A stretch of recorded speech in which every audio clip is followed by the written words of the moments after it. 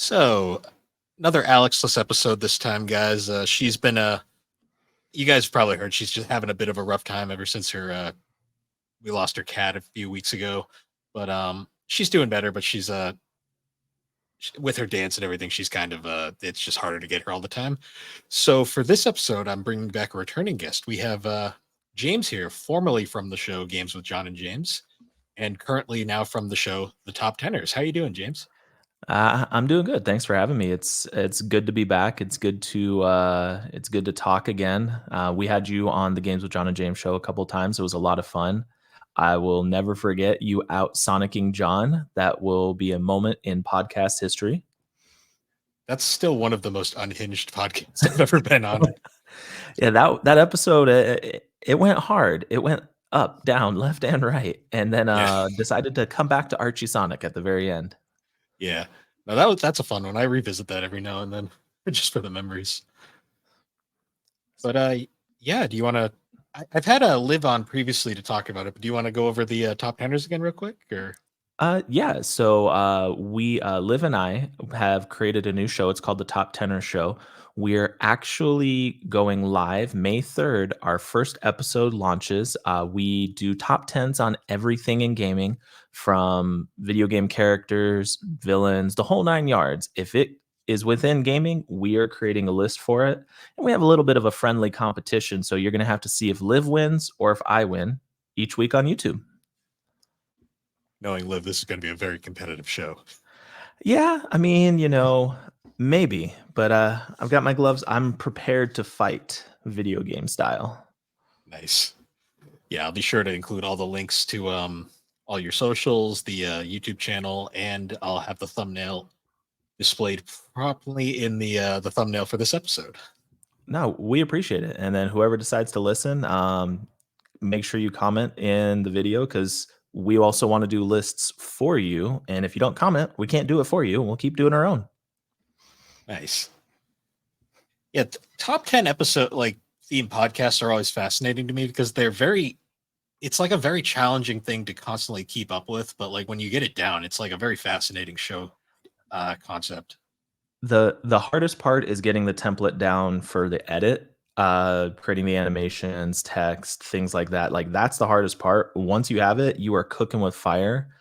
And you know me, I do have a penchant for JRPGs and narrative based games. So that I'm gonna find a way, even if even if we were doing the top 10 worst games ever, I'm gonna find a way to have a JRPG there. I mean, there's some pretty bad JRPGs out there, so I'm sure you could find one. Yeah, oh man, what was the last JRPG on the 3DS? Fragrant Story. Fragrance. I bought that on a whim and then I never played Oh, it. And I think you told me about it before I played it. I was like, oh, lovely. on the bright side, it is a piece of gaming history, so it will, and it's a JRPG, so value will be there. But if you ever decide to play it, you only have to give up 8 minutes of your time. True. The fastest JRPG ever. Is it as bad as like those Chemco RPGs though, where you just press auto battle the entire time? You would enjoy a Chemco RPG way more. I joke because I think one of the ones I played, Alphidia on 3DS, I legit auto battled the entire game. Man, I still can't believe they churn out like not even five. It's like almost like 50 of them a year, and you play it, and it's like, am I just playing something that was made in RPG Maker? Like, what is going on here? And it's like this weird, like trippy experience, because if you've played one Chemco RPG, you have played them all. They're they're so weirdly fascinating though, in like a strange kind of way. They have a loyal following. Like, shout out to the countries that love Chemco RPGs. Shout out to our friends over at Retro Hangover. They love them over there. So Hey, I mean, if you need an RPG and you don't want to buy a AAA game, just go to Chemco. You can get 5,000 for $10. I mean, one of them's bound to have an interesting story. You fight God. While being God's son, the devil tries to sway you. You must get the sword of God. Translation: Chemco. And then here's these like cut and paste Final Fantasy things that you probably played at one point or another. Oh man, I've been having a lot of fun. Like when you bring up Chemco RPGs, and I've been having a lot of fun lately. So if any of you are ever interested in games made by people, you can download the RPG Maker player for free. You don't have to have the game, and you can actually go and play a bunch of them. And I've been on this weird RPG Maker deep dive lately, and Hmm. there's been some gems. There's been some moments where I'm just like, uh, what? There's some surprisingly good like fan made RPG makers. I know not all of them are RPG Maker itself. Like there's a couple other like engines that you can buy to make RPGs in a similar style. There's one I played years ago called like Toilet in Wonderland, which I still think is one of the most hilarious things ever because it's basically one giant shit post. Uh, Well, I mean that's coming out. I think it's an indie game that's releasing, and it's an RPG no less. But you are in the world of garbage, and the game was actually created by janitors, like oh, that's legit. fun. And I was like, okay, this is intriguing, but also garbage.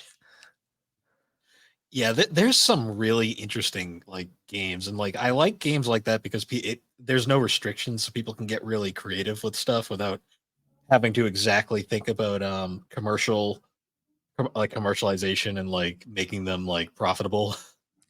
Yeah, like there it's weird to see inside people's minds because you know as well as I, like ebbs and flows. Like 80s and 90s, fight the dragon, grab the crystals, save the world. Oh no, the world has two worlds. Let's save both worlds. Hmm. Like it was very like if you look at the history through JRPGs, you can kind of tell where the narrative is going. A lot lately is fight God again. Oh no, don't fight God, but you fight the evil CEO. And it's fascinating with fan made ones because there's no rhyme or reason for where they're going with their narrative. So like you get hit with the twists, like when we got hit with them back in the day in Final Fantasy Tactics, or that Hmm. first time like you are in the city of ancients, you've never played Final Fantasy 7 and you get to that moment and it cuts to the movie and you have arguably one of the most iconic scenes in gaming. Like that was a complete emotional curve and I feel like we get that with a lot of the fan made ones and indie ones cuz they're not tied to that mainstream narrative, that ebb and flow that you see with all these games. Hmm. Yeah, that I set Final Fantasy VII was definitely probably the most interesting. Like that game came out at probably the perfect time for JRPGs, and it 100%. completely flipped gaming on its head for a while there. I mean, there's a when the show's over, I'll show you. I have to go to the other room to grab it, but there's a book all dedicated to like the actual like in-depth history behind the game. Hmm. And Sony was so vested in the success of Final Fantasy VII. Like, if that game flopped, PlayStation would not exist as we know it. Like, it's wild. Like the history behind the game. So we kind of jumped into the topic without introducing it there. We're talking about RPGs, JRPGs in particular for this episode. I figured it'd be kind of fun to just kind of have a loose kind of conversation, just kind of going over them. And I figured if I'm gonna start a kind of a little mini series of these, I might as well get the biggest RPG fan I know out of the podcasting community and bring James here. So I figured it'd be interesting just to start. Like, what was the first RPG you remember playing? So the very first RPG I ever played, and actually like sat down and had the attention span to go through it, OG Dragon Quest on the NES. That was my very first one, and so my dad, he's the one who got me into gaming. Like we can blame him for my problems. Thanks, Dad. 38 years later. But he got me into gaming with The Legend of Zelda. Finally, like he was worried I was always going to break his Nintendo. He finally relented, and so my parents, it was the gratification system, right? It was, hey, if you got good grades they would do every quarter, I would get kind of a treat yourself moment. And I remember walking into the mall and walking into the Toys R Us, and I saw Dragon Quest, and you just saw the cover of it, and I was like, I want that. That is mine. I need this. And they're like, well, you got good grades, but you have to beat the game. And I was like, okay. And I did, and it was so much fun. Like I I would wait until I heard my parents go to sleep just to get extra playing time. Like I would fake sleeping, hear them pass out, and then like at 11 o'clock at night, I would just hop back in and till like 3 or 4 in the morning. And I remember just going to the school looking like a zombie, but it was worth it. The original Dragon Quest or Dragon Warrior, I guess as it was at the time over here, that box art is iconic. Like with the dragon just kind of like coming in like that. Um, it's interesting how like out of the four Dragon Warriors we got on NES, that's like the easiest one to find nowadays. Yeah, it's like in the retro hunt, like it's everywhere, and it's like so inexpensive. So you anybody can have it, or if you're not a fan of retro like Bill and I, luckily enough, Dragon Quest 1, 2, and 3 were re-released on the Switch, so you can get that little collector's edition as well. And I believe those are based off of the SNES remakes, which are also equally fantastic. Dragon Warrior 1 is an interesting one just because it is arguably the first console JRPG as we know it. Or at least it shaped what the console JRPG would be. And it kind of shows because it is a very basic kind of RPG, but for some reason it works with Dragon Warrior 1. It it was if we look at it from like today's optics, phenomenally linear. It was point A, point B. Oh no, point B is in peril. Let's go to point C to fix point B to unlock the clue for point D. But in its straightforwardness, it kind of set the recipe, like you said, it was the recipe for success for other RPGs. And it was you still got that borderline tabletop because remember, like you'd walk down the stairs and it would literally say walking downstairs. Yeah, good times. So it was so much fun. And if you think about it in its purest form, that's what an RPG should be. So Mhm. like this was like pure RPG, no filler, no I have issue like I love so random tangent, love the Final Fantasy VII remake. I love Final Fantasy VII Rebirth, but dear God, mini game, side content, filler, fluff, nightmare from hell makes you appreciate Dragon Quest or Dragon Warrior 1 all that more because no filler. It's really funny too. Like Dragon Warrior 1 is a pretty easy game to get through. It's a little grindy. Like unfortunately, older games are kind of just like that. But it's funny. You go Dragon Warrior 1 is pretty easy to get through. Dragon Warrior 2 is brutal to go back to these days. No, that's a slog. That one, oof. And even nowadays, like in Dragon Quest 11, the experience system in a Dragon Warrior or Dragon Quest game is punishing. Mhm. And Dragon Warrior 1, you didn't have any metal slimes to bully. So you had to do it the old-fashioned way.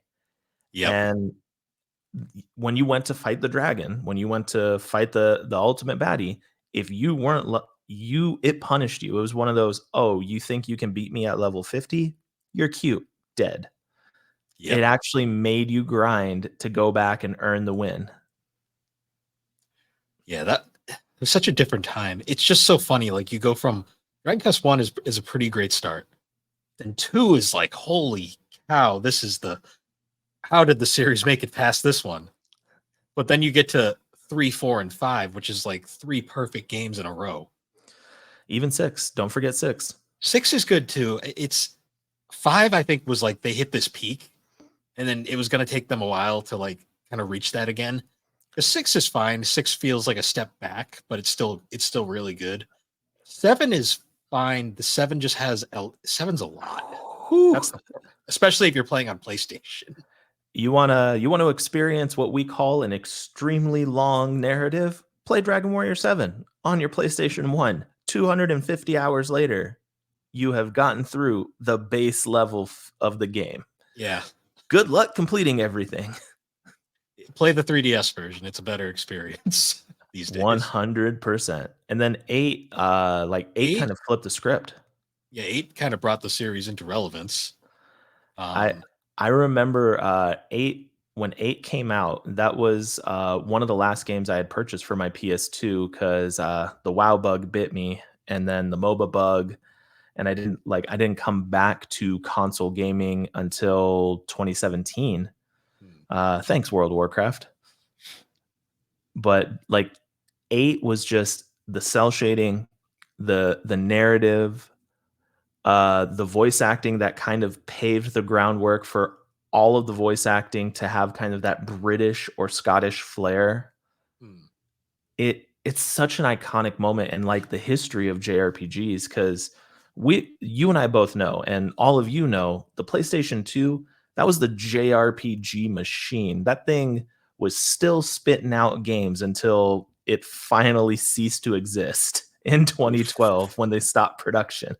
And I think even then they were still getting games until 2014 of all things because sports games, but that's besides the point. Yeah, no, like, because it was, like, Dragon Quest VIII, I remember sinking just so much time, and you talk about I think, honestly, that's the biggest thing with JRPGs, the pacing, right? Like, we look at the pacing in, Dragon Warrior 1, 2, or 3, OG Final Fantasy, you look at the pacing in those early NES RPGs, and it's all over the place. Oh yeah. And when you have Dragon Quest VIII, like that pacing was perfect. The build was awesome. The suspense, and then every Dragon Warrior or Dragon Quest game, it always has that. We'll call it, for lack of a better expression, the holy crap moment. Mhm. And when you get that moment and the twist happens, you're hooked even longer. And it's such a seminal moment in gaming, especially for JRPGs, because it just kept pushing it to relevancy. And it was honestly that game pulled a lot of people away from Final Fantasy. Because if you spoke JRPGs, it's like, oh yeah, I played Final Fantasy 12, I played Final Fantasy 10 and 7 and 8 and 9. Okay, well, what about Legend of Dragoon? What about Arc the Lad? What about Lunar 1 and 2? Like, come on, man. It's funny too because you bring up Final Fantasy 12. That was a genius move from Squeenix at the time, packaging the demo for 12 in Dragon Quest 8. Because honestly, I bet a lot of Final Fantasy fans bought that game to play the demo and then probably realized this game is so much better. Nothing against 12. It's not a bad game. I just don't understand it O- to this day. OG 12 was a chore. Zodiac Age, when it re-released on the PS4, not so much a chore. Like, you could tell they actually listened to us. They fixed the Gambit system. They fixed all of that. I mean, the narrative is still weird. Like, you're literally playing. I will never. You play as Vaughn, and like it starts out like The Vaughn wants. the supposed main character of the game. Like, it's like, okay, cool. Like, few hours, yeah, this is awesome. Like, I'm getting into his story. Yeah, I've done my first little guild mission. And then all of a sudden, he's basically the B character. But they never really let you take over who the main character is. So weird. So Yeah, weird. it's weird too because it took place in the same universe as the Tactics series, And Evilise, which yep. which was unique for the time, and it's honestly like everything about 12 makes you feel like it would be like one of the best in the series, but it has so many weird little quirks to it that make it just it's hard for people to get into 12 for whatever reason. It there it's the hook you moment. Like 12 never really gives you a hook you moment until you come face to face with like the magistrate. Hmm, And if we're coming face to face with the magistrate 15 to 30 hours in, that's bad. But then you true. have games like, look at Super Mario RPG. The hook you moment, you're fighting Bowser, you drop him off the chandelier, and then all of a sudden, giant sword Sword.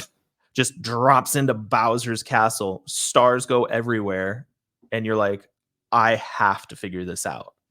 And the greatest like hook is you can go right back to the castle, and the sword's like, you ain't coming in here yet, and just sends you off. Oh my god, Super Mario! I'm so happy it got the remake treatment. That remake is Oh, near perfect.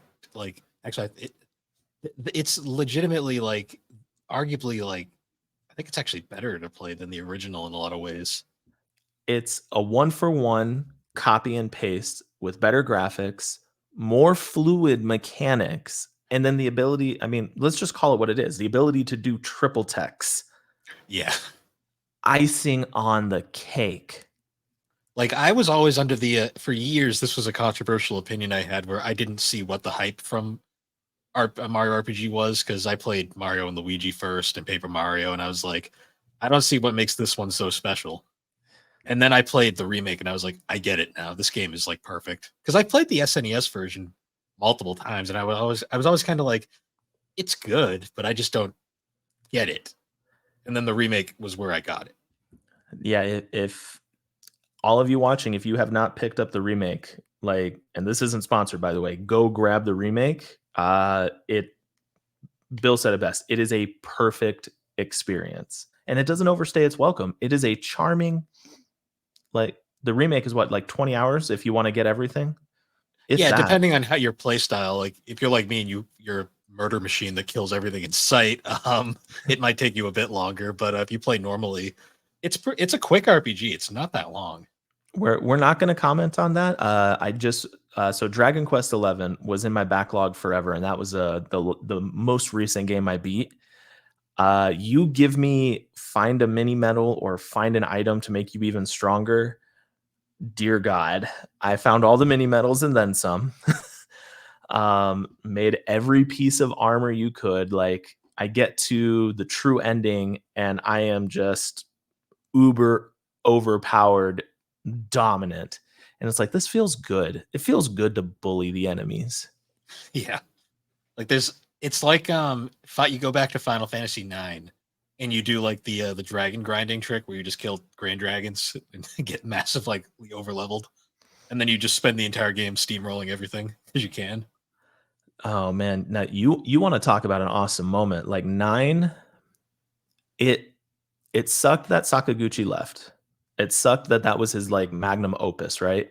But 9, oh, like the optional boss Ozma, Mm. so much fun. And then it was what, I think what, 5 years ago, one of the arguably most incompletable mini quests within a game ever finally got completed with finding all the brothers and doing that event. Mm. Like, that didn't get completed until 2019. You want to That is insane. That is 9 is a weird one to me because I feel like it got completely overshadowed when it came out because 10 was on the horizon and it came out really late for PS1 and it felt older because the Final Fantasy series by this point had been going through a very interesting arc where like 6 really started it with this whole experimentation of like the formula, then 7 took it even farther, then 8 completely did its own thing. Yeah. And then 9 was like, let's go back to basics. Let's do like 4 again and make it a simple old school game that's easy to pick up and just has a really fun story that takes some surprising twists. It's insane. And if you're a madman, I challenge all. I'm not going to tell you how to do it. You can do your own research, people. Try to get Excalibur 2. Yeah. Oh, do it on a PS1 too. That's even more fun. Uh, I did, and I will never do anything that bad ever again in my life.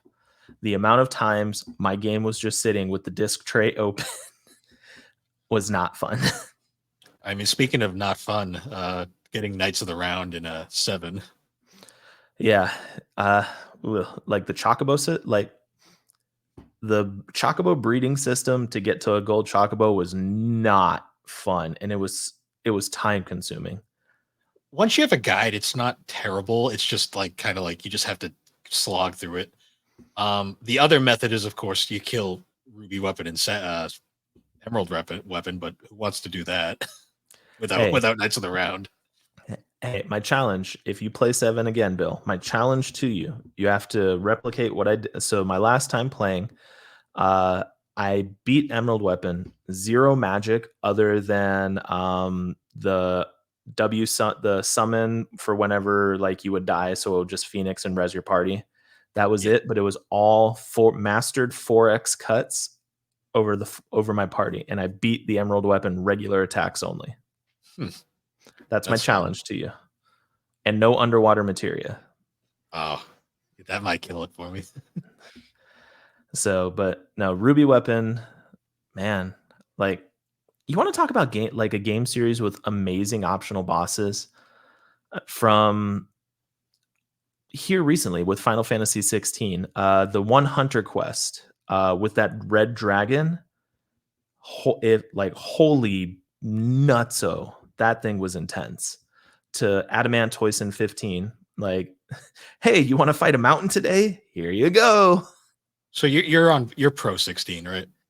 I will forever die on this hill. 16 is in my top 3 now. Okay. My so 5, 7, 16. That's my top 3. I don't know if it's in my top 3, but it's definitely in my top. I'd have to think about it. It's a favorite of mine. So 16 to me, like I've said a few times, it was the first Final Fantasy that I truly like had a good time playing the entire way through since like 10-2. Because I never played 11 because I only had enough energy for one MMO in my life, and that's RuneScape. Um, 12 is like a game that I really like certain aspects, and I just can't get into other aspects.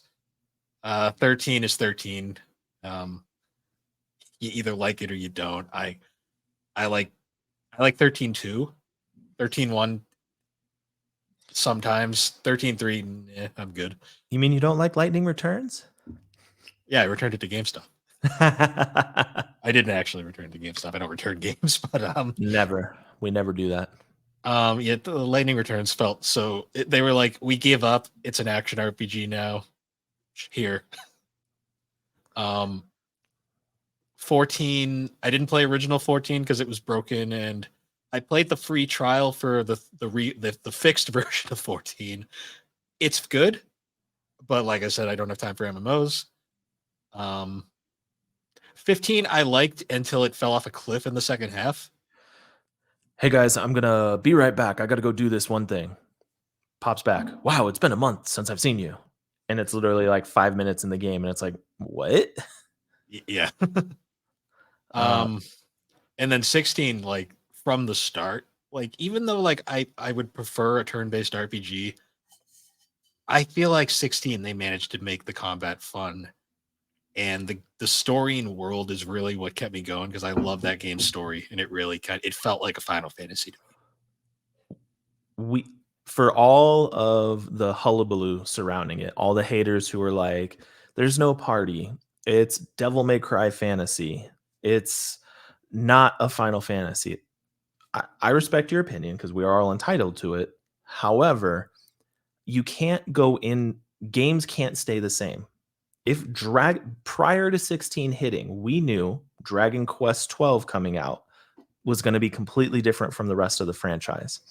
You can't turn-based is awesome. I love a good turn-based game. I love a good action RPG. But if you want what is arguably the most well-known RPG series in the world to keep going, change has to happen. The combat system, you can call it Devil May Cry Fantasy all you want. It was fluid. It was engaging. The ability to go between 3 different icons, go through 3 different skill sets was so fluid. And I talked about pacing earlier. The pacing in this game, amazing. That amazing moment. So since this one's a recent one, I won't give spoilers. The amazing moment, end of Act 1. Yeah. Oh my gosh. The end of the demo alone. The voice acting, primo. The voice, so like you'll even in the trailer, you get to hear this. Like Sid, his voice actor, dude deserves whatever award we can give him. Phenomenal. Probably the best version of Sid we've ever gotten in a Final Fantasy.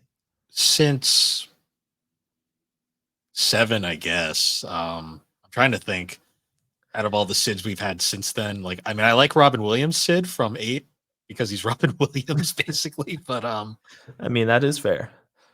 I don't even remember the Sid 9, to be honest.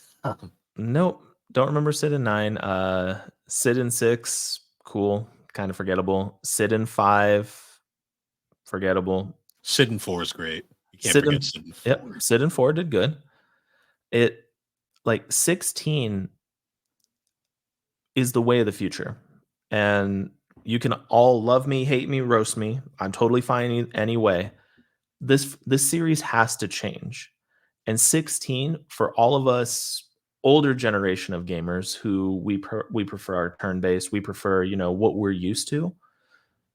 It's hard to accept change, especially with a franchise that's as iconic as Final Fantasy. But if they don't change, they're going to fall out of relevancy because prior to 16, what do we get? We got Various Daylife.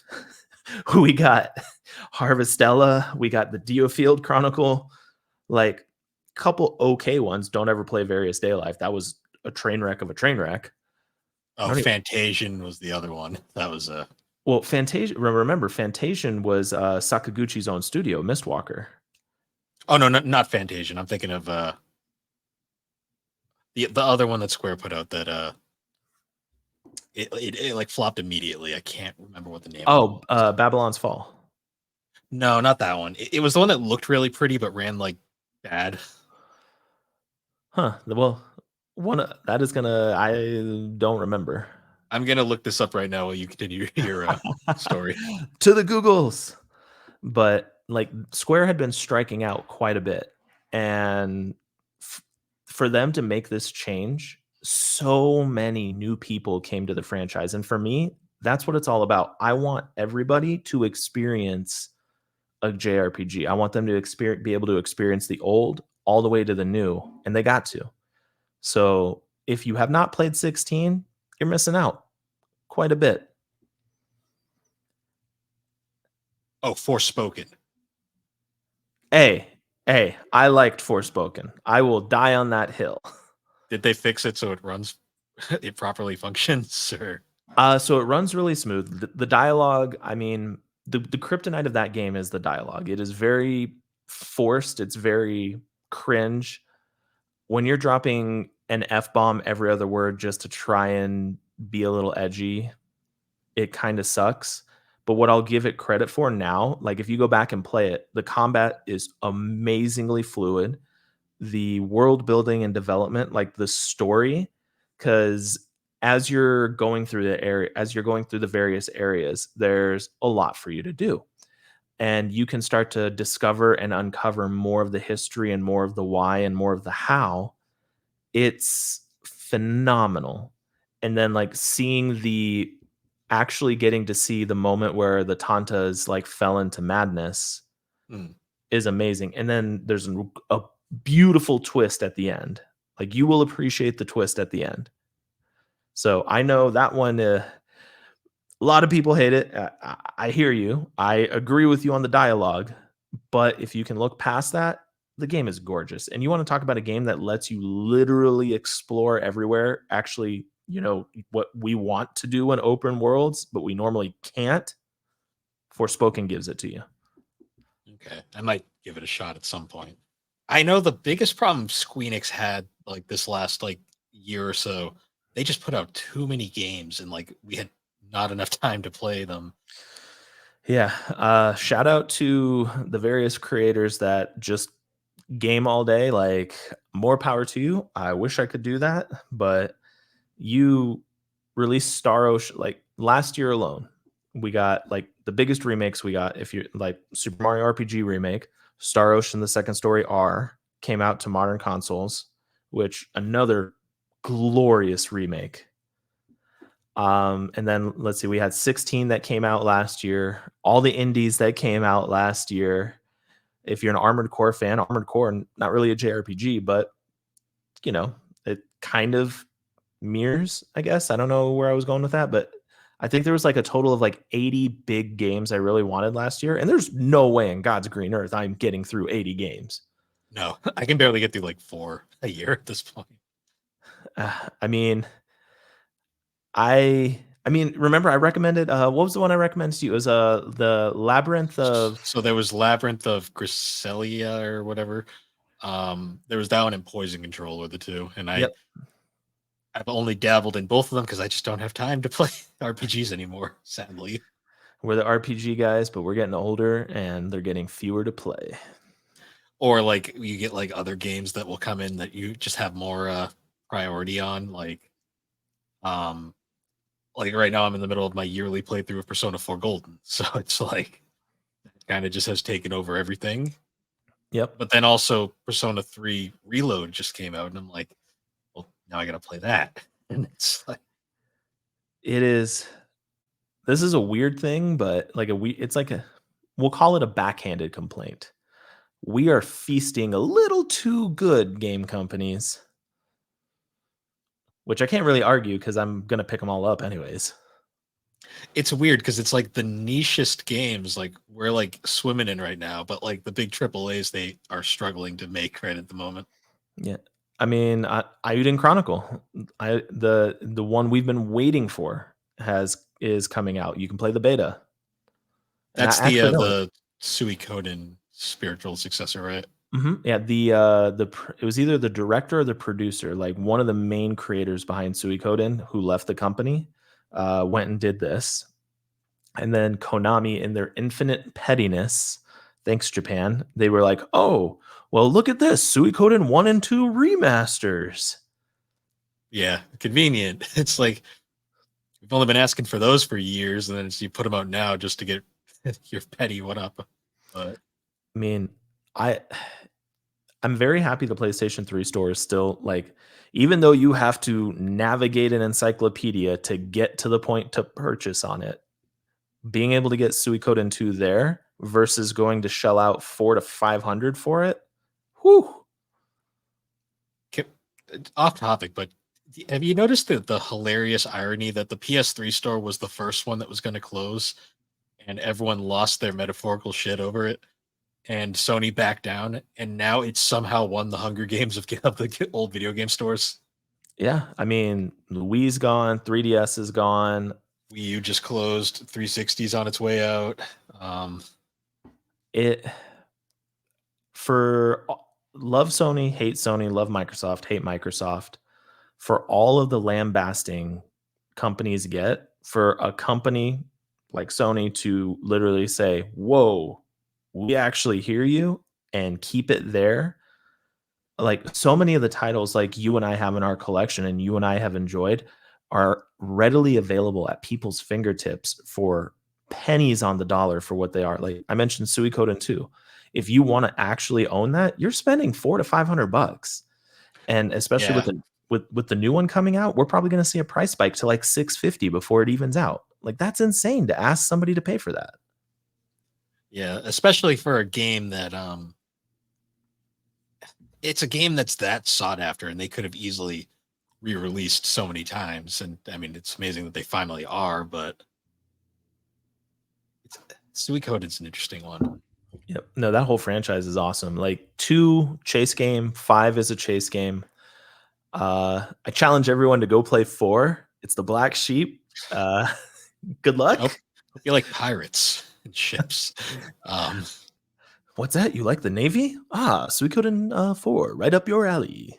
oh, and by the way, if you want to follow the entire story, you have to play the first half of Tactics, then play 4, then play the second half of, or maybe I'm thinking of the other way. Either way, the story, one of the games of the story takes place in the middle of another game, and it's a fucking mess. But Uh, I love it. and then we got was it DS or 3DS for Tier Chris? I think it was It DS, right? was DS, and I wanted to like that game. I don't know. It felt so half-hearted compared to the rest of the series. It was still light years better than Lunar Dragon Song. Well, any RPG that you get damaged by running automatically is like in the bottom of the barrel of like. So I put, as Chris Copleen from Retro Hangover likes to say, "What game for DS? That never happened." I don't know what you speak of. Lunar Dragon Song. It doesn't exist. I've never heard of it. Um, Yeah, that's down there with like Sonic Chronicles and like a number of other just god awful RPGs that are like, it's like how was it this bad? Yeah. No idea. But you posed the question to me, Bill, so I get to flip the tables on you. What was your first RPG? Well, I've shared the story a few times in the past. It's pretty well known at this point, but my first RPG was Final Fantasy VIII. It's the reason why I'm the eight defender, the eight fanboy, the guy that loves that game more than most people do. All because of a numbering mistake I'd made as a child, where I really wanted to be mature, and when I wrote on my Christmas list that year, I wrote, "I want Final Fantasy VII," but I added an extra I by mistake, and I got eight. And I wasn't really upset because it was still a Final Fantasy, and hey, it looked better. The music was better. The gameplay was a little confusing, but it was a Final Fantasy, and everything about it was still fun. And because of, I mean, it took me like probably like 7 years to beat because I got the game at 4 years old. So yeah, not the best place to start RPG wise, We're going to but give you the most confusing thing at 4. Good luck there, Bill. yeah, I mean, hey, I got so much mileage out of that game because like back in the day, like when you didn't have money for games, RPGs were king because you just had so much like time in these games, and like by the time you finished them, it's like, hey, you can get another game. It's the main reason that is I have a few games that I bounce between in between RPGs. Slay the Spire, card-based roguelite, or a new one that came out, Rogue Book, card-based roguelite. Like those are my bounce arounds to like give me a little break from a giant narrative, but you can't Xenoblade Chronicles. I'm gonna just throw a random one out there. 100, you're looking at 100 and what? 50, almost 160 hours That's a for lot of the game. for the OG one. That is great. Like, don't get me wrong, I love to play like Super Smash Brothers with everybody. I love a good party game or like a quicker game, but 160 hours for one game. That'll last you, depending on how much you get to game, that's a month. That's 2 months. Yeah, a year for some people. Yeah. I'm looking at you, Bill, Mr. Only 4 or 5 games a year. If I'm lucky. Well, kind of an asterisk there because I play a lot of 3DO games nowadays, but those are, I consider that work. Um, I mean, fair. but going back to eight a little bit, I think the fact that I played eight first is actually why I'm so like immune to like overly complicated RPG combat systems these days. Because playing once you figure eight out, anything is possible after that. No, the like the convolutedness of RPGs on the PlayStation 1, like 8, uber weird. I will say I love enemies leveling with you. Final Fantasy Tactics 8 do a good job of that. Recently, God Wars Future Past. I love when the game gets challenging as you grow because that's just cool and it makes you think more as a player. Hmm. Um, but then just along with that, like for every 8 on the PS1, you had like, remember Legend of Legaia? Remember that combat system? Oh yeah, the old dial a combo system that somehow worked way better than I thought it would. I'm not gonna lie. That such a weird concept, but such a good story. And then Legaia 2 came out on the PlayStation 2 and womp womp. There was a weird period there of like these really obscure RPGs coming out on PS1 and then getting sequels out of nowhere on the PS2 that sucked. Like Jade Cocoon 2. It's nothing like Jade Cocoon 1. Um Brave Fencer Musashi had Samurai Legend Musashi, which was just eh. The Um artwork, hey, at least the artwork looked cool on the cover. it looked nice. The game itself was just kind of like this has none of the charm that I loved from the first one. Oh, you went a completely different direction. No. Or look at well, the first Arc the Lad sequel, Twilight of Spirits, was enjoyable. Good But game. the what was the one after that? The second one that released on the PS2? That one, Uh, the one that decided, Oh, tactical RPG like Sony's Fire Emblem. Forget that. Generic action RPG. Yeah, the fifth installment, because we won't count Uh, Arena. yeah, because Arena is kind of its own thing. Let's see here. What is that game called? It's in my collection. I just can't remember what it's called right now. Are Got you to using consult. the Game I app? Maybe God bless that little app. it does wonders for collectors. Makes life so Um, much easier. it's a End of Dark. surprisingly End of Dark. It's a surprisingly cheap game because I had to scroll really far down to the bottom to find it. Bill, you could have just typed in Arc the Lad. I could have, but my brain was not thinking that far ahead. Um, Yeah, no. End of Darkness. Dear God. both made by the same studio too, because I think Cattle Call's the name. Interesting developer. They made both of them on the PS2, and the first one is really good. The second one, not so much. Yeah, no. You could So, tell Sony had no hope in it because Sony didn't even bother to publish it. what? Oh, this is such a great game. Yeah, go to them. Have them make it. Yeah, we believe in you that much. Yeah. uh, Um, Speaking of Arc the Lad, though, what a great series that nobody talks about. it is so tactical RPGs are my most beloved and favorite out of anything. Um, if Final Fantasy Tactics was mainline, it would be number one, Hmm. just straight up full send. And man, like I was jonesing. So Final Fantasy Tactics. So I initially kind of got into the RTS slash tactical RPGs. If you remember Ogre Battle, March of the Black Queen back on the SNES, that was my first like true nugget into it. And then Final Fantasy Tactics really hit home. Same developer, I believe. Mm-hmm.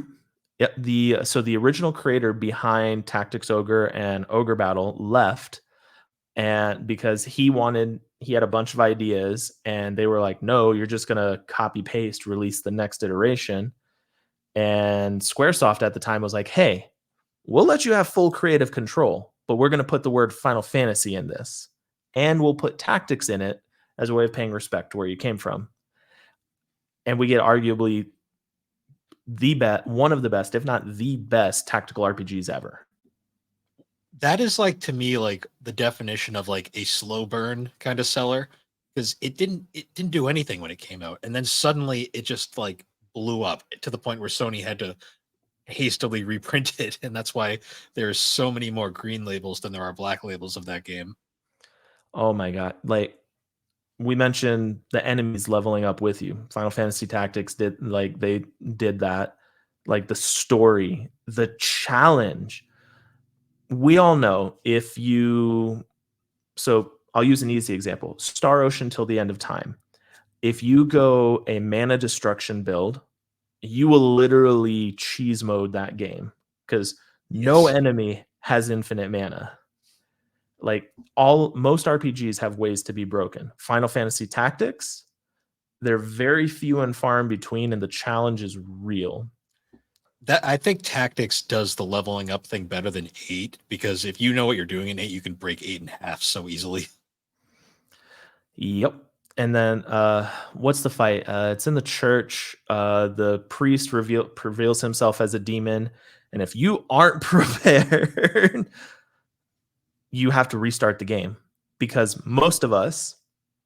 Oh, you're about to enter a critical area. Would you like to save? Oh yeah, sure. You get stuck in the loop of never beating that fight. Yep, we've all been there. Yep, I raged. Took me 3 tries. So 3 40-ish hour playthroughs to that point, and I failed 3 times. Hmm. It was always so depressing. Like going back to Arc the Lad, it was really depressing too because with those games, like we didn't get them like right away, like because Europe got them all, Japan got them all. We over here didn't get them until PS1 was already gone. Well, it was still around, but it was PS2 was already out by this point. And then Working Designs, God bless them, even though they ruined some of their games. More on that later. Decided here's all three of them plus Arena in this one convenient box. There you go. And then no one bought it, and now it's incredibly rare. So I was living over in Italy at the time. So living, my dad was Air Force. So you shop at the base exchange. Think of it like a Walmart, TJ Maxx, multiple department store on steroids, everything together. And back in the day, their video game section was king. The Ark the Lad collection they had, and it was on sale. I picked that thing up $15. Nice. I think I And paid 50 like 4 years ago. Now it's like, let's check Game 200. Eye. Let's Yeah, check Game Eye. What's it going for now? I think CIB is going for like 280 right now. Let's see. Ark the Lad, 136 according to Game Eye at the moment. Oh, I mean that's not bad. It's come down a bit. It's still the most expensive. It looks like out of the big box. No. Lunar 2 is the most expensive. Yeah, nothing is beating Eternal Blue. Well, That one price that's wise. that's my third favorite RPG of all time. Lunar the series is awesome. And then here recently, sucks for you iPhone users, but on Android, they re-released Lunar here recently, and you can play the entire game on your phone now without one. Yep. Okay. Just a little tangent here. What do they have against Lunar 2? I don't know. Lunar 1's been re-released like 12 times. Lunar 2's been re-released once. Yeah, this is what I'm hoping. And I know this is magical Christmas land because licensing, name rights, whatever. Like Victor PlayStation, Ireland deciding whether he wants to be a dick or not, basically. right? So with a PlayStation Premium, like if you have, I think it's the max level tier, you get like the classics catalog, and they have some decent RPGs on there. Star Ocean Until the End of Time, Rogue Galaxy, Legend of Dragoon, Dark Cloud 1, Dark Cloud 2, and I could keep going. I'm hoping that Sony realizes the RPG craze is mega right now, gets all the licensing rights, like powers through it, like, hey, we have money, screw you, we're making this happen. And you just get, with your PlayStation Premium, the PS1 RPG collection. I would be lost for hours in that. That would be so epic. That unfortunately, it's just one of those things where, like, because of how weird licensing was then, like all these games are like lost in a limbo at the moment. Mm-hmm. Which is, if you are like Bill and I, shout out to physical collecting. Yeah, and even that's starting to get rough. It's unfortunate with all the big conventions. I blame everybody having a side hustle. Like COVID popped off, retro market went insanely through the roof.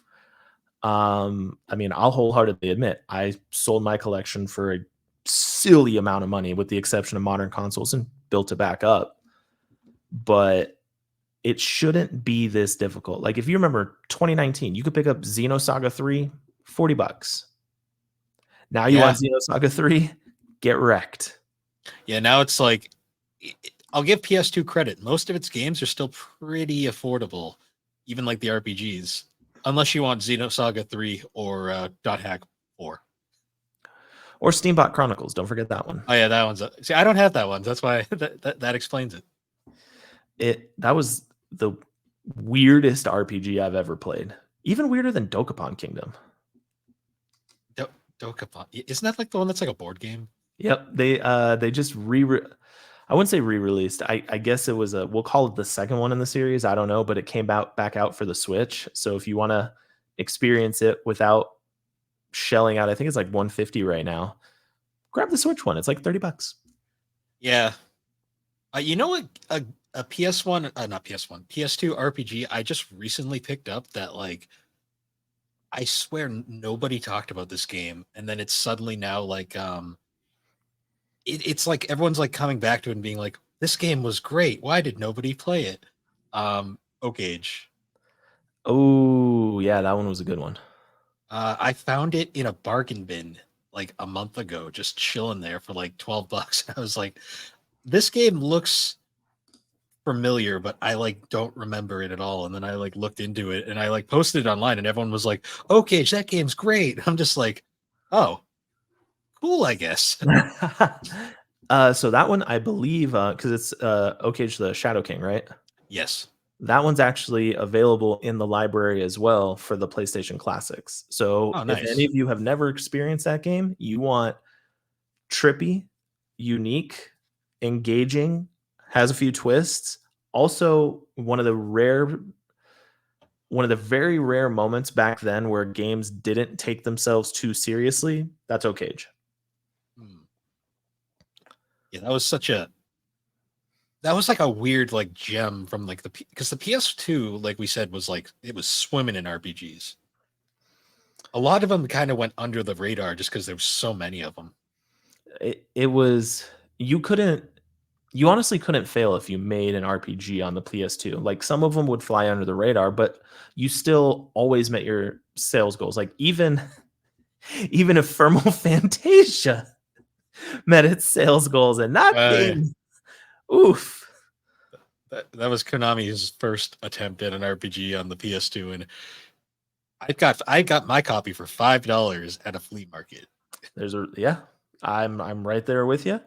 The only thing I'll say that I wish could have happened for us, the Japanese version, you could actually play the game with with a guitar, not like the Guitar Hero guitar, like Konami's own little whatever. Yeah. And that would have been so cool for us to be able to do. I think that would have helped its sales. So another PS2 RPG, like even Squeenix had a couple that like just kind of fell under the radar, and this one to me is incredibly underrated. Reddit test stories. Yeah, that honestly, that's in my top 10 games of all time. It's Like, funny because like it came out and then it completely just everyone forgot about it and it just kind of disappeared. well, because it came out in what, '05, if I'm not mistaken, right? It was late because Squeenix had a lot of RPGs on the PS2. And it, you had your Googles. My turn to help us with the Googles. Yeah, January of '05 in Japan, and then September in North America. But you're talking '05. We're talking Final Fantasy 12. We're talking Dragon Quest. Persona 3, wasn't that '05? Was it 3 or 4 that was '05? So 4 wasn't until '08. So I think I think 3 was like 2006 or 7. Like it was even later. I like how we're having to Google this. Yeah, '06. Yeah, July 13th, 2006 to 3. See, I know 4 by heart. 3 not so much. 3 was like this weird one. Like, here, have 3. Hey, we're gonna do it again in Fez. Oh, Yeah, you don't. here's 3 but with more. Oh man. No, Radiata Stories. That game. So if any of you collect, it's like a $20 game at most. It is very inexpensive. You have to play the game through twice in order to see everything with it. And you want to talk about like just like a powerful story for like the story was so good and it didn't have any right to be. Like you looked at that game and it's like, I don't know. But then the story is just so gripping. You get to either there's a choice you make where you're either going to be human, ally with the humans, or ally with the non-humans. And then you want to talk about recruitable characters like Suikoden? How about 176 of them? uh Chrono Cross, something like that. Yeah. And then the ability the ability to kick anything. Yeah, that was always such a weird gameplay mechanic, but it was fun.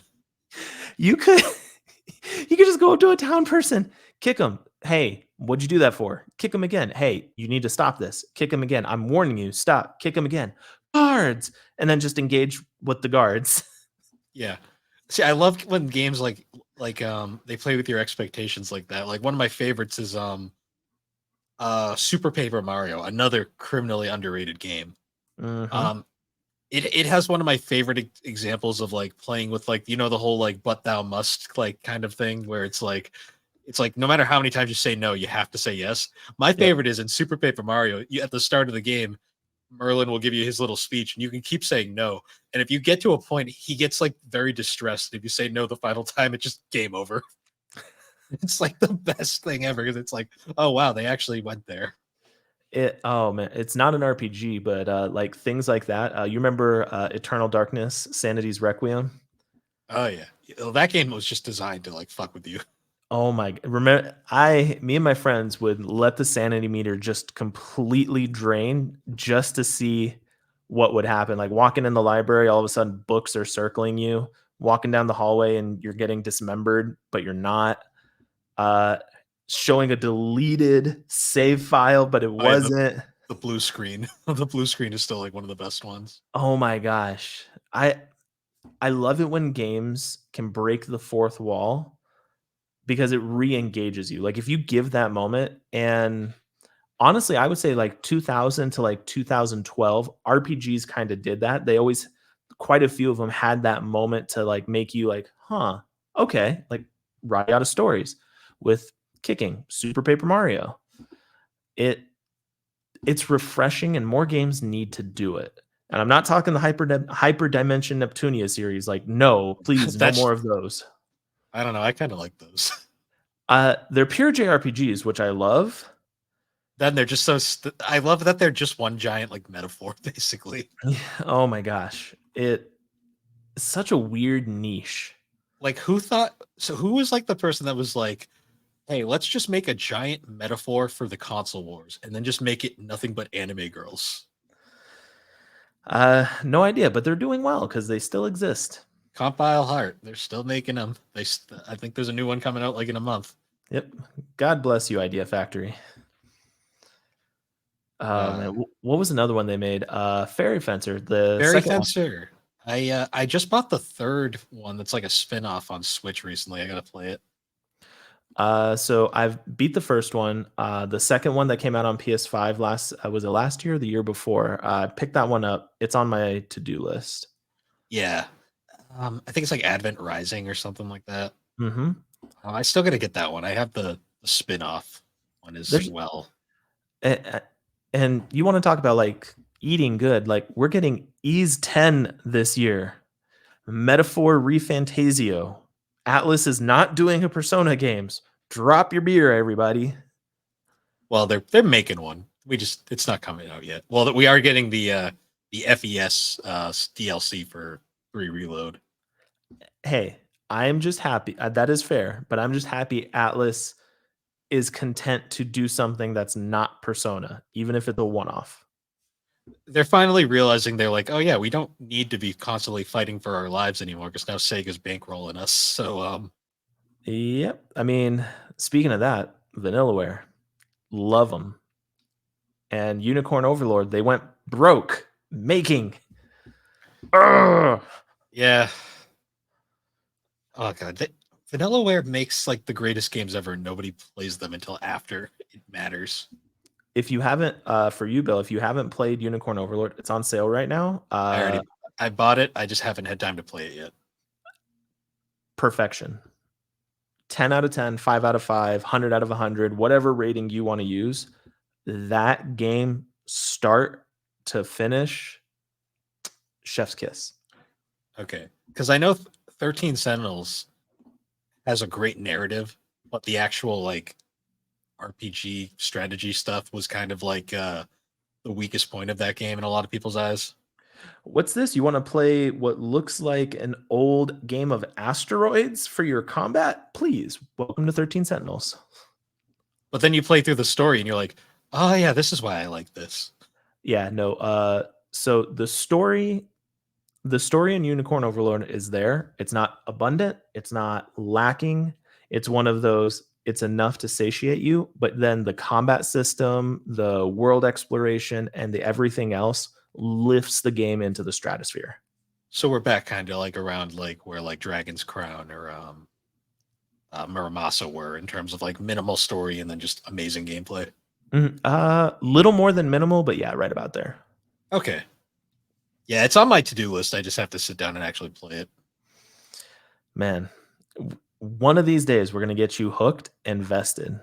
I'm just gonna, you know what? This is my promise. All of you can hold me to this, even if you never see me again. Which, well, I hope you do. Come check out my show. But I'm gonna send Bill a message every day. It's just gonna be a game, like no context behind it. It's just gonna be Unicorn Overlord, Dark Cloud 2, Cry Machina, Crystar. I've played some of those. And I'm just going to keep doing it until you're finally like, all right, James, I'm going to give one of these 5,000 messages a shot. I mean, it's like I will play them just when I have time. Unfortunately, I just don't have time anymore because being an adult sucks sometimes. Yeah. Yeah. Like I feel that in my bones. So an era of RPGs to me that's super fascinating, mostly just because I feel like it was such a they were so scarce during this era, even though we got a ton of them. The PS3 360 era. Yeah, it that was the weird schism, I feel, cuz 360 like was off to the races. Sony fumbled quite a bit at the start with the PS3. But then made the world's greatest comeback. Yeah, it's surprising that they won that iteration because 360 could have won, but they dropped the They ball. they gave up at the end. And but you got some gems like Lost Odyssey on the 360. Oh my goodness. Blue Such an Dragon, awesome game. Mhm. Tales of Vesperia. Like the 360 started out like strong with like the RPG game. Magna Eternal Carta. Sonata. Yep. Our Mag- wasn't Artanelico Melodies of Koga? That one was on there on 360 as well, right? there was that one. There was so Eternal Sonata got ported later on, so they lost that one. They also had the original version of Star Ocean: The Last Hope before that also got brought over. Um, Magna Carta 2, if you want a really bizarre Korean RPG. Um, Hope you like rings. it's a fun game, but oh, it's interesting. The Last Remnant, that was another one which doesn't Mhm. really function on the 360. So if you want to play that game, buy the Switch or a modern remaster because it plays so much better. Yep. Those Uh, oh man. Infinite Undiscovery, other known as this is Tri-Ace's tech demo for how to make Star Ocean 4. Oh man. And then when the PS3 came in, obviously we have the 13 trilogy. What oh man, what was it? It's on the tip of my tongue. There were two of them. It was an over the top mash from multiple franchises into one, played like Disgaea, but there were two games and it was just insanely silly. Forget what the name of it is. It is on the tip of my tongue. It was a tactical RPG It was. on PS3. So you had those. You then we had the White Knight Chronicles 1 and 2. Those were fun. The second one was the first one was a little bland for my tastes. They kind of fixed it with two, and two comes with a free copy of one. So it's like, why bother buying one? I don't need you. That was a really Mo- weird marketing oh, choice. Mugen Souls. That's what it was. Moog, okay, yeah, that was an interesting one. And you can that got re-released on the Switch, but you have to get it through Play Asia, unfortunately. Or Uh, fortunately. if you want to talk about my favorite obscure RPG on PS3, that is getting a bit of love now, just because its aesthetic is like timeless. 3D dot game heroes. That game was so much fun. That game I bought legit out of a bargain bin at a GameStop like a month after it came out. And then it like spiked up to like it was like a triple digit game for a while there.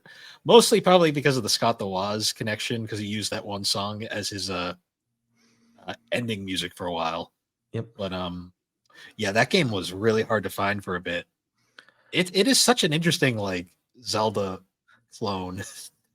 You're at full health? Would you like a sword that hits everything? Okay. Yeah, here you want the literal Buster Sword as your default weapon in this kind of game. Here you It go. oh man, there's so many bangers on the PS3.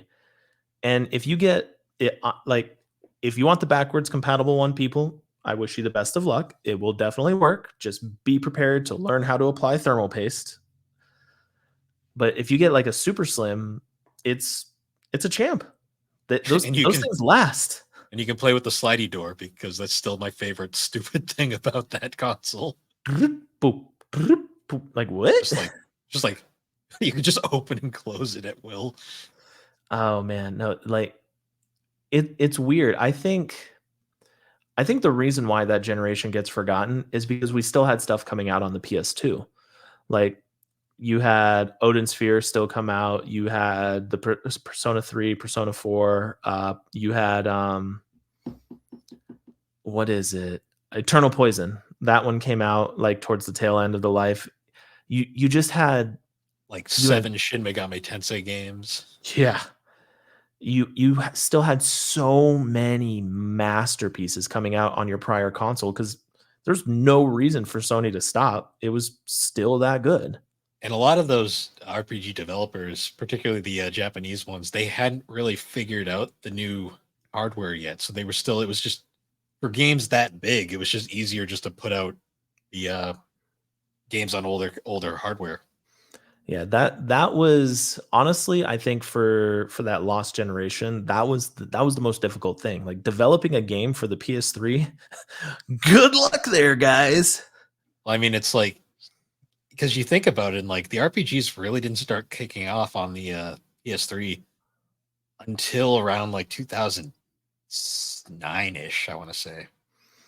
Yeah, even because when did 13 come out? Was 13 9 or 10? I think it was 9. Yeah, that was like the first like big blow back to Microsoft. There was that, and then we got, so one of Microsoft's biggest like wins was they had gotten Tales of Vesperia, which the Tales series has always been kind of interesting. Like a lot of people think of it as a Nintendo series because they love Symphonia, and Symphonia came out on GameCube. But then like Abyss and Legendia were PS2 games, and then suddenly it's on 360 with the with Vesperia. But then PS3 gets like 4 of them. Tales of Zillia 1 and 2. Graces, Ziastara. Um, Yep. that was about it for Tales on PS3. No, Zillia 1 and 2 are masterpieces. I love Graces. Like Graces gets a lot of hate, but I love that game. Like it is a very unique style and kind of a turn for the series. Mm-hmm. And then you got the combo pack with Tales of Symphonia on the PS3 and its sequel, which We was don't need to on. talk about the sequel. Yeah, I mean, or if you had a Wii, you could play the sequel there and the sequel to Fire Emblem Path of Radiance. Yes. Oh yeah. Radiant Dawn. That, so the Fire Emblem series to me, I guess we can let's round back to Fire Emblem for a bit.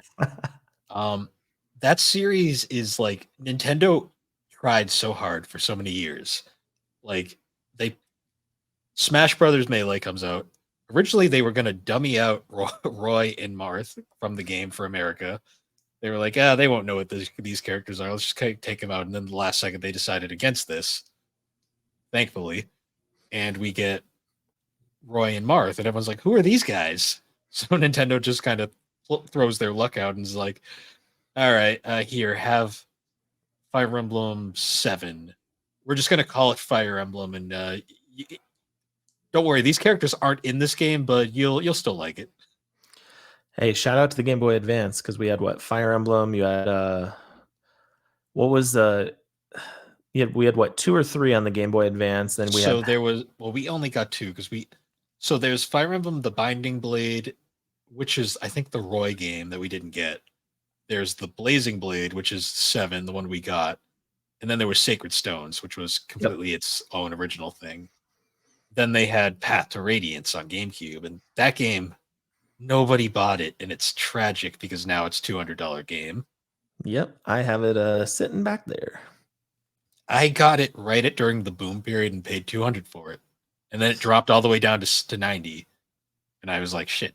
And then it's since jumped back up to 200, so I feel a little justified. But No, like such a unique series. I'm a big I so permadeath is Fire Emblem, permadeath, hand in hand. Now, are you anti-casual mode or are you fine with it existing? Uh, so I want everybody to enjoy the game, and I know people are not as much of a me and Dark Souls we're not friends, but if I want to challenge myself and also hate my life, I'll go play Seventh Saga. Yeah. So I'm fine with the casual mode being there because people get to experience it, and the more people that gravitate, like look at a Fire Emblem Three Houses, That's huge one of my success. favorite games of all time. So, And then because of it, like we got Fire Emblem Engage. There's more plans for more Fire Emblem. I well, want. you got to think about it too. Like Awakening, that Mhm. was like the last resort. Series is dead. We're giving it one last try. If this game fails, the series is done.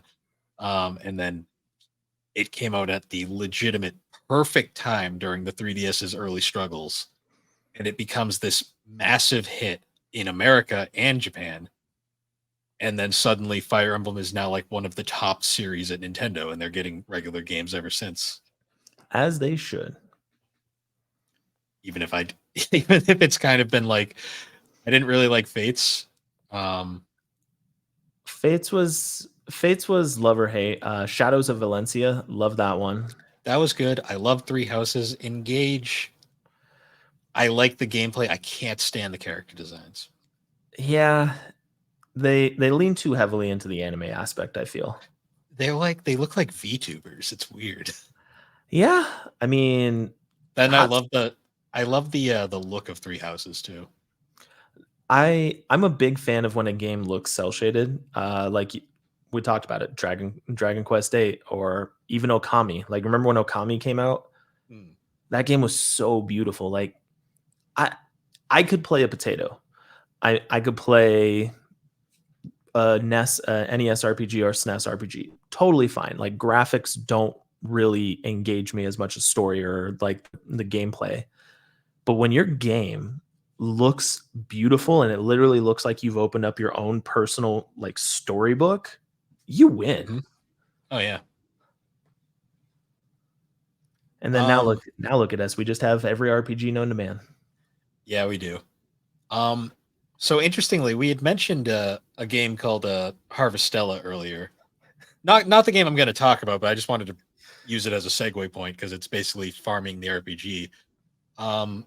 What are your thoughts on like pseudo RPGs in the sense of like Harvest Moon or like Story of Seasons? Like your Rune Factories, Story of Seasons. I see the appeal for them. Um because a lot of people are big fans of that cozy style game. But those same people, if you put just a nugget of RPG in it, they get even more hooked. Well, because that was kind of like what Rune Factory was, where it was like, let's take Harvest Moon and like just legit make it an RPG. Hmm.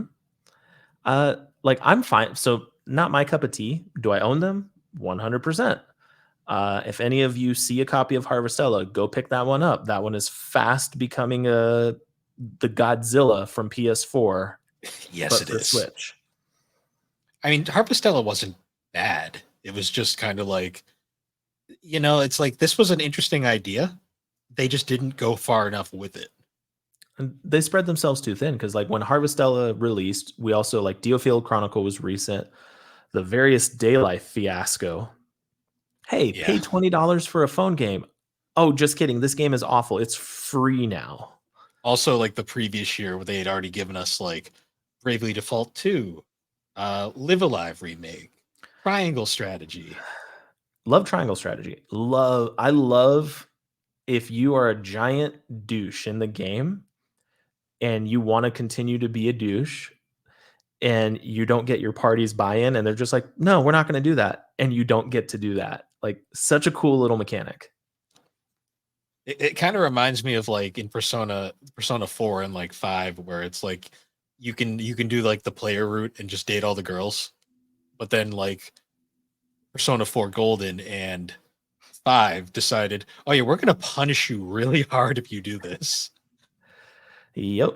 It oh man. It Square Enix is a I'll throw the hot button topic. They're a phenomenal company. Do they get greedy every now and then? 100%. Do they do some boneheaded decisions? Quite a bit. Look at their recent history. We're going to make the best live service game available to you. It's called Babylon's Fall. That's a coaster now. I have a copy sitting behind me. Legit coaster. Will be it can spend time with the crew and Mag. oh, oh man. It like love them or hate them. Without them, the JRPG industry would be very weird, I feel. Hmm. Well, yeah, because like Final Fantasy legit changed everything over here. I mean, yeah, Dragon Quest is always going to be bigger in Japan because they just love Dragon Quest over there, but Final Fantasy literally changed everything in America. Mm-hmm. Like whoever's listening to this, if you really want to let something sink in, if it wasn't for Final Fantasy and the successors, if it wasn't for that, you wouldn't enjoy gaming as you enjoy it. Platformers were fun, like Super Mario 1 was fun, Mega Man 1 was fun, like Ghouls and Ghosts, Castlevania, still good times. But those have a finite plateau and then eventually they go away. Yes. RPGs last, and it's that impact that companies took notice of, and they were like, "Hey, we're going to replicate this even with our Marios, our Sonics, or whatever." Like, I, this may be just my idea. I don't know, but I will die on the hill. Like, without RPGs, the gaming industry would be vastly different. Oh yeah, no, 100% for sure. It's I what I love about RPGs is there's literally an RPG for everybody. Like you don't like you don't have to be like a diehard RPG fan to truly appreciate at least one game in this massive genre. It and nowadays the starting point is just so much better. Game we forgot to mention in that Lost Generation, Nino Kuni. Hmm. Everybody and their mother knows Howl's Moving Castle, Ponyo, My Neighbor Totoro. Like everybody knows Studio Ghibli's movies and animation. Spirited Away, like just And classics. how would you like to play a game that literally looks like a Studio Ghibli movie? Oh, by the way, here's Nino Kuni. You have Yeah. that to like your dark, gritty Shadow Hearts Covenant. Shadow Hearts is a series that like didn't get the love it deserved when it came out, and then nowadays it's like this hidden gem. Especially its pseudo, well, though it is a prequel, they're the same world, but Clodelka. Yeah, The Kodelka, yeah, that like I wish for me personally, I wish we got more of that because like we had Kodelka, we had Parasite Eve.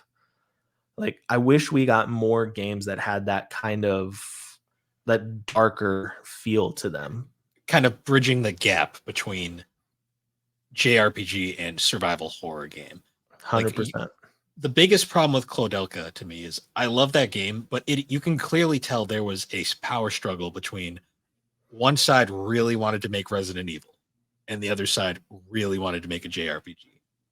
You can tell that the JRPG side won because Shadow Hearts completely drops all the survival horror elements and goes in favor of just general gothic horror, which, Yep. to be fair, I think worked better in the long run. But that first game is such an interesting experiment. Honestly, like I love that we're bouncing between eras. Um what I love most about the PlayStation 1 is people were willing to take chances. So on my old show, Games with John and James, John and I, we talked about it. Last year, $180 billion was the video game industry's profit, Hmm. more than every major sports organization, North America, Europe, China, uh, everywhere, right? More money in revenue than all sporting organizations across the world. That's Oh yeah, insane. And because of it, we're starting to see a little bit of separation. Instead of the risks, instead of the unicorn overlords, which is like a once in every 7 to 8 year kind of thing, we're starting to let the bottom dollar dictate what we're making. And back in the PlayStation 1, like Because like nowadays, if a company makes a flop, hey, thanks for playing. Like, look at Forspoken, Luminous.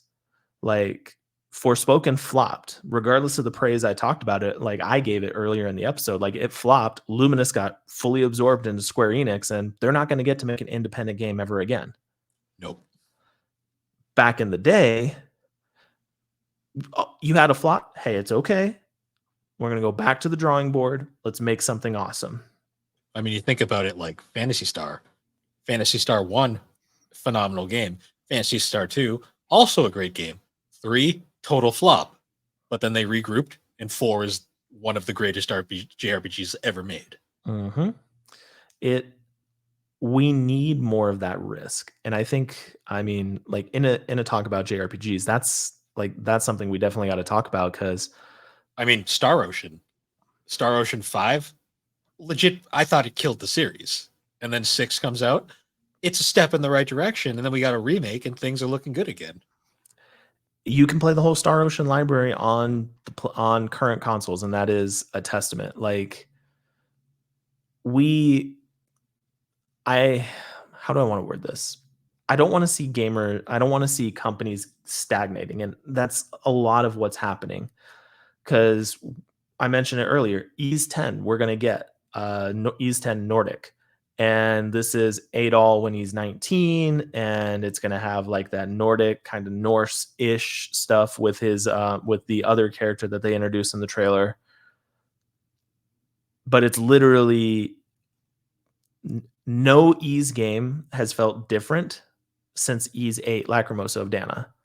It literally feels like I'm just playing Lacrimosa of Dana in a new skin. Like Monstrum Nox, I'm playing Lacrimosa of Dana in a demon skin. And I don't want 10 to do that. And I think that's where like we're feasting too good that companies are just churning stuff. Which is interesting too, because then like you get like an RPG that was born entirely out of a joke on Twitter. Yakuza Like a Dragon. Yep. Who would have thought a Yakuza turn-based RPG that's essentially almost like Persona 5 in a lot of ways? Convenient Sega owns both of those. You'd go from like one of the goofiest yet amazing beat 'em up series of all time to like this turn-based RPG that still has the charm that made Yakuza the cult classic, now just like mainstream series it is, and it would work perfectly. It's a testament to a company willing to take a risk, and like that risk paid off, because earlier this year Infinite Wealth came out. And Infinite Wealth, I've played Yakuza Like a Dragon, haven't played any of the other series. Own them, just never got around to them because the backlog is endless. Yeah. But like Infinite Wealth, I got to play a little bit of it. It doesn't feel like it is a copy paste. And I think honestly, that's one of the biggest reasons Final Fantasy is so relevant. 16 is not a copy paste of 15, which is not a copy paste of 12, which is not a copy paste of 10-2, which is not a copy paste of 10. Like, and I love that you just skipped 13 entirely. So that's where they messed up. So 13, I like I like 13. Like, is it the hallway simulator everyone wants to talk about? Yes, it is a very linear game up until the end, but you can say the same for 10. You can say the same for 9. You can say the same for 7. You can say the same for 8. If you think about it, a lot of Final Fantasy game, like we'll just say all Final Fantasy games are A to B until you hit a moment in the game where the world is your oyster. I should preface, I don't hate 13. I hate 13.3. But I don't hate 13 or 13.2. I just like to joke about it. 13.2, huge improvement. 13.2 is a legitimately great game. It's phenomenal. And they listened. They give you a wholly unique story for it.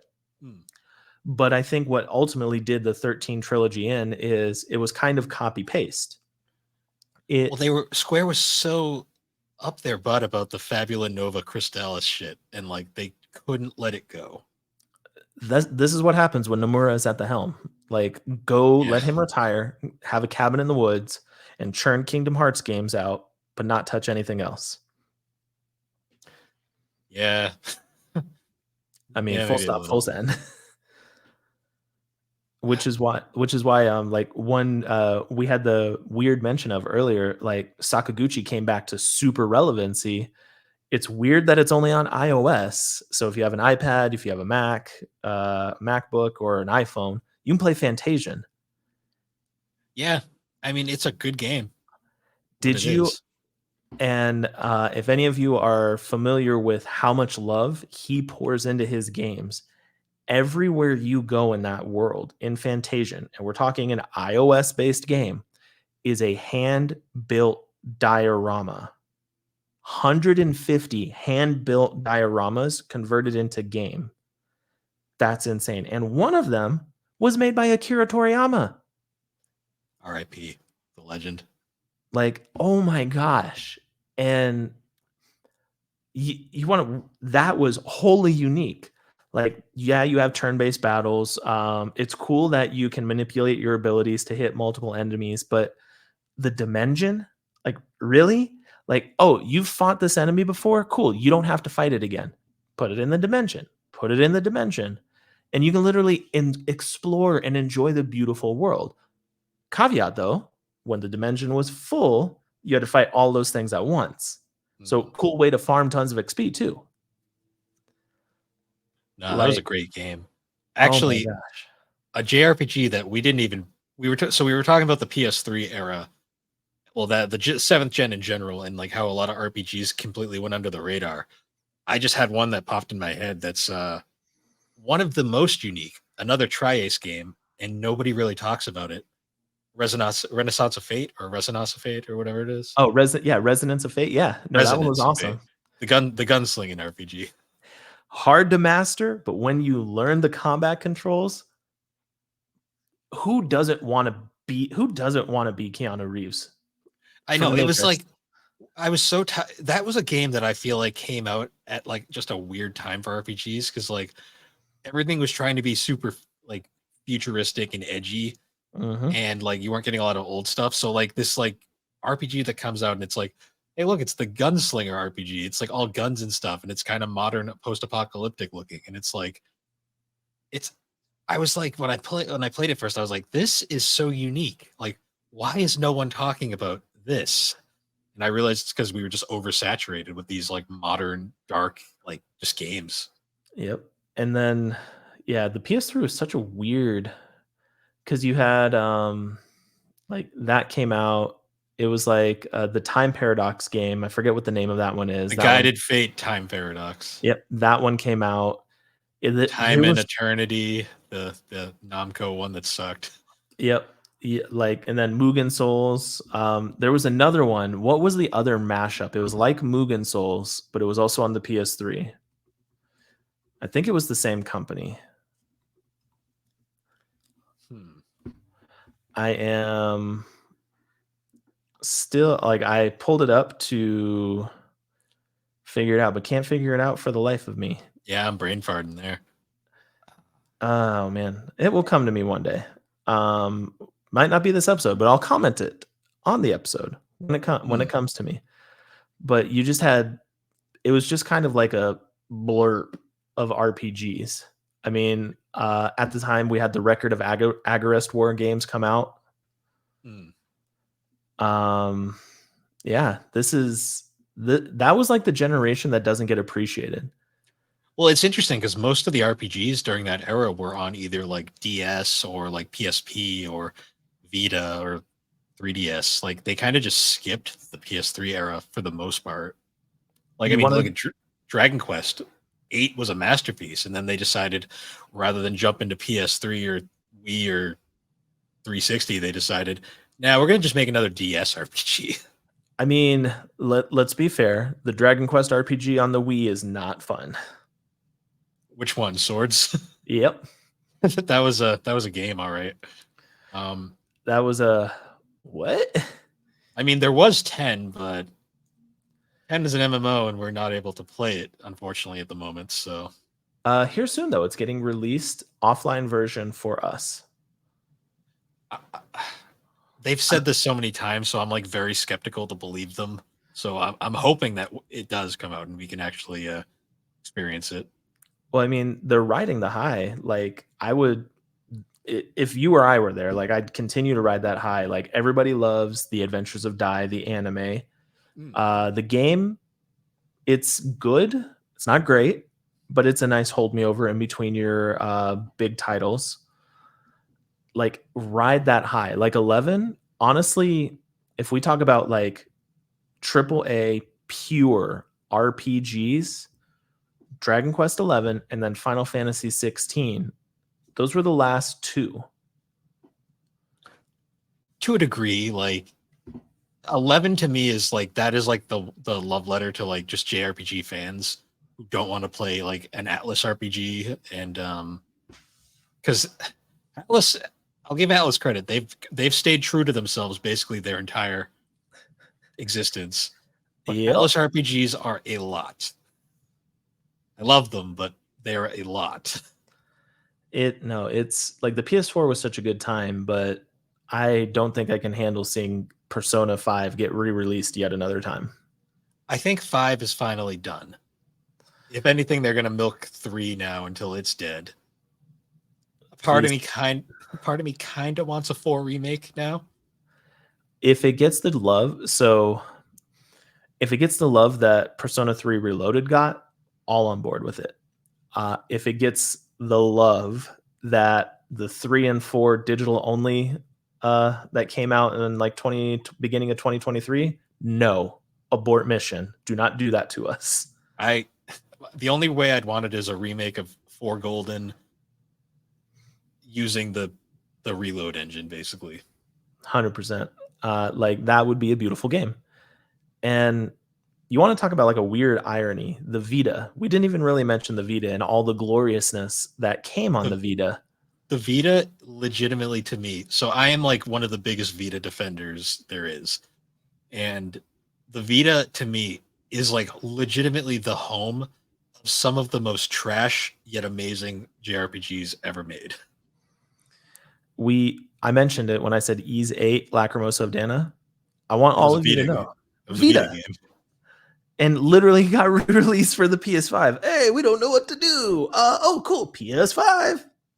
We had the Legend of Heroes, Trails of Cold Steel. Like that started on PS3, was mostly known on the Vita, and that's since all been re-released on PS4, like an entire 4 game series. One of the biggest love letters to old school RPGs in a while, too. I like love it or hate it. That series, like the Ease series, is literally one continuous story. Yes, those 4 games you have to play from beginning to end, which unfortunately is kind of an aspect of the Legend of Heroes series in general. Like, because there's the Trails of in the Sky, like trilogy, which Yep. all of those you kind of have to play one by one. The older games were a little different; those are kind of all over the place. But now there's like all the new ones that are coming out, and it's like, oh my god, it's so much RPG. Yeah, like literally back on my shelf, you can literally see Trails dot collection. It is nuts. Yeah.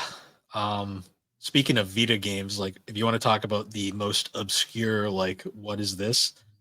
Criminal Girls, Why did I know you were going there? because I bought those games for like 80 a piece, and I need to like talk about them. That to sum up Criminal Girls for all of you who don't understand what Bill is referencing, I want you to imagine you're going on a trip. You've ingested probably 5 or 6 mushrooms at this point. You are seeing things that vary from being able to see sounds to monsters coming out of your closet. I want you to combine that weird feeling and condense it into a JRPG. And you have Criminal Girls. Yes, and then it was so great it got a sequel. Don't know why, but now take 12 mushrooms and you have the Yeah, sequel. and then the company later went on to make Stella Glow. I loved that game. I need to get it again because I my copy disappeared on me, and I have no idea what happened to it. Blame the move. It got lost in the move. One of the moves, yes. Now that Um, like talk about a good tactical grid based RPG. Stellar Glow was amazing. and it's like it's just funny because when I was playing it the first time, I'm like, what company made this? I'm like, oh, the Criminal Girls team.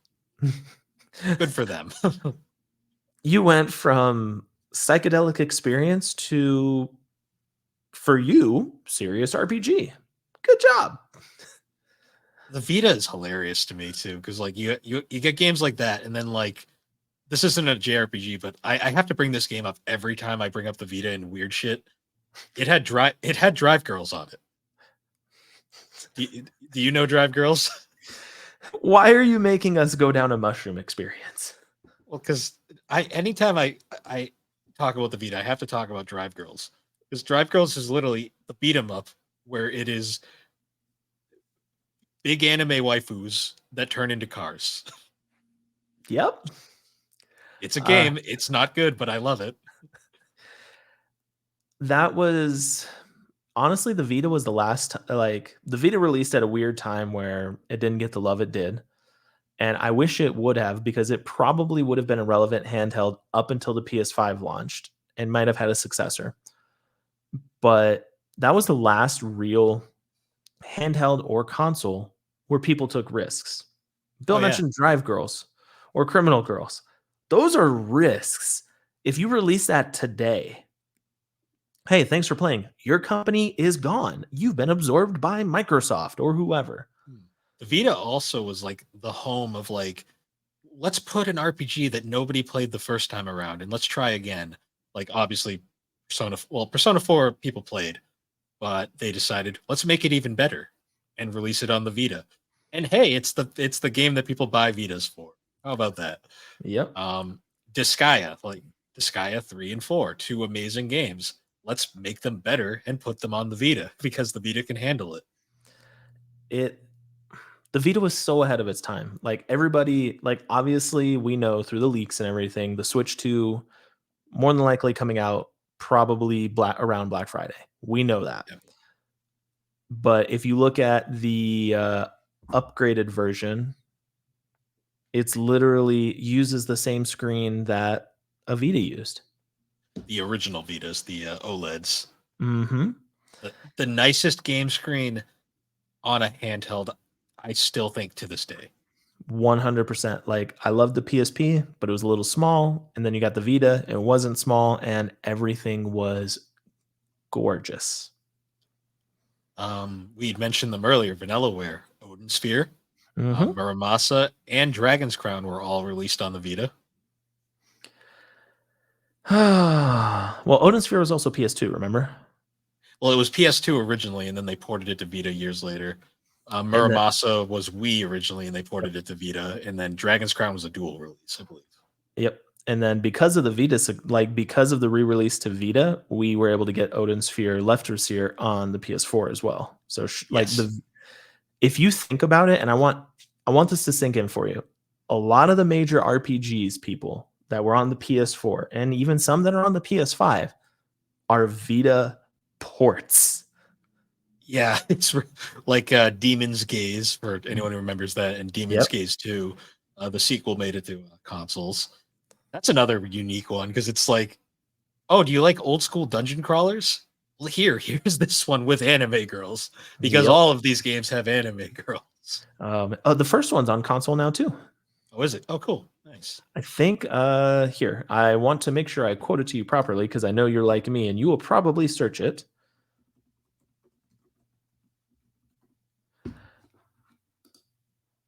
Yep, it is called Demon Gaze Extra and on the Ah, Switch and the PS4. So you're gonna have to pick it up.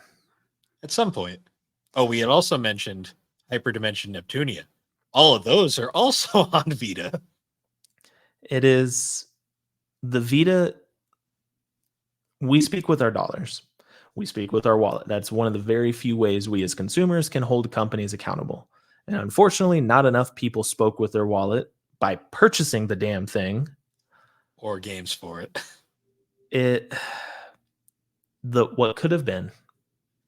what's funny too is like the Vita is the one console I always bring up where I actually went on like a cross state road trip for, because when Sony killed it, GameStop also gave up on it real fast and was putting everything in the bargain bins, like fire sale, like get rid of it. I went to 12 or so GameStops in one day, driving across Massachusetts, and just cleaned out their Vita libraries.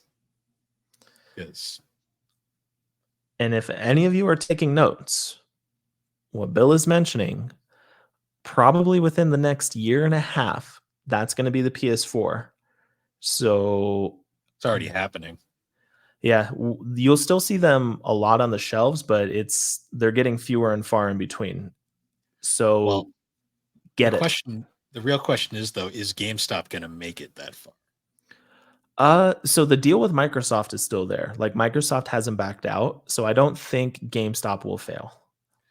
I'm just wondering if the GameStop will still sell games, because the games in GameStop are getting smaller and smaller every year. I think they have to, and like the collectible store alone, I don't see that succeeding. Like we get collectibles because they're from our games or shows we like, whatever. I mean, like you can see pop figures back there. Got those at GameStop from New Girl. And while in that day when I had pre-ordered those and went and picked them up, that GameStop still had a copy of Trail of Cold Steel 1 and 2 sealed, like real sealed, not GameStop sealed, for PS4. Yep. Like because of that, I got that. I I know a lot of people are leaving physical media, like Best Buy. Like you can't buy Blu-rays or DVDs anymore. Like if you go into a Best Buy now, it feels weird. Yeah, it's like the only physical media they have is the games, and that even that is like a tiny little section shoved in a corner. Yep. I I think they have to up until like I think GameStop has to do that just because if they don't, the market is going to get super skewed. And I know it's not their responsibility for that, but until one, maybe two consoles from now, when everything is digital only, sadly, I think GameStop will still be around with games. Yeah, it's interesting to me. Just I do appreciate the rise of retro stores recently. Like we've seen just like a ton of like retro video game or just retro media in general, like comics, DVDs, all sorts of stuff are popping up left and right. It's refreshing to see, but it's also kind of a sign that like the modern stuff is kind of on its way out. Yep. It who I forget what random corporate person said it, but they were like, "We'll stream everything and you'll own nothing and like it." Wasn't that the Ubisoft guy? He's been pretty bad lately.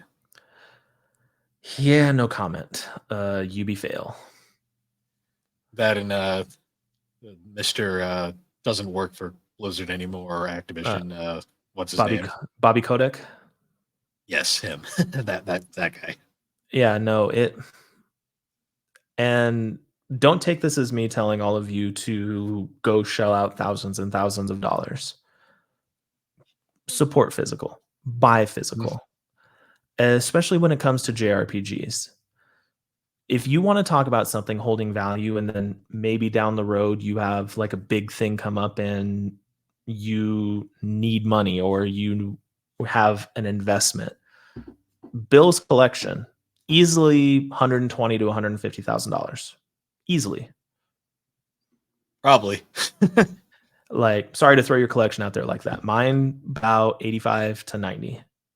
If say, I get to a point I'm not able to game that much anymore and down payment on a house or eliminating all my debt, that cheap investment that you got into by buying them when they released pays in dividends. And then also in the event everything goes the way of digital, physical media, it's nicer. It being able to pop a game in a PS2 or a PS3, play the game. Being able to pop a cartridge in my Super Nintendo, being able to legit play the game, not wait for a download or anything like that. Oh yeah. It's going to be something we miss sorely. So Retro is inexpensive and expensive. So don't go in there thinking I'm going to get every single game, because you will hit your Suikoden 2s, your Dot Hat Quarantines, your Xenosaga 3s, your Lunar Eternal Blues. You're going to hit those walls. If you want the Misadventures of Tronbon, good luck. The Holy Grail of Holy Grails, Panzer Dragoon Saga. Or Albert's Odyssey. Yeah, or my current white whale, Magic Knight Rayearth. Those will stop you in your tracks. Those are investments at some can be over 1,000. Yeah, if you want to get into collecting, just don't collect Sega stuff. Facts. But for every one of those, you can get a Radiata Stories, $10 to $20. You can get a Dragon Quest 8 non 3DS, because that one's going for 80 to 90 right now. You can get the PS2 one for $10. Final Fantasy 12, if you want the PS2 version, $10. For every expensive one, there are like 10 not expensive ones. Oh yeah. And there's a lot of RPGs we have not mentioned at all throughout this, because there's just so many. We might have to revisit this in the future at some point. You know what? He's putting it in the universe. This is part 1. And I know it's not my show and I can't really claim that, but part 1. I'm sure we'll do this again next time I need a solo episode in, because unfortunately we're about to hit the 2-hour mark, and that's usually my cutoff time for these. But there's so many other games to talk about and so many other stories, and honestly, one podcast isn't enough. You know, I'm gonna speak this into existence, Bill.